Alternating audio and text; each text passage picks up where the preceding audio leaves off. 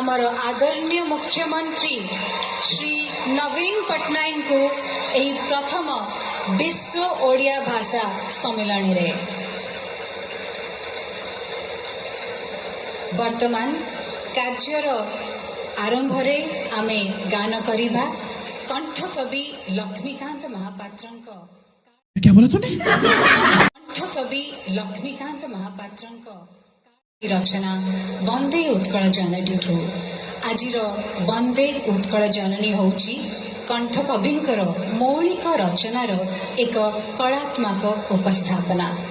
वर्तमान मु समस्त को अनुरोध करुची आसंतु आमे समस्ते दंडमयी होई राज्यर संगीत को सम्मान जणेबा।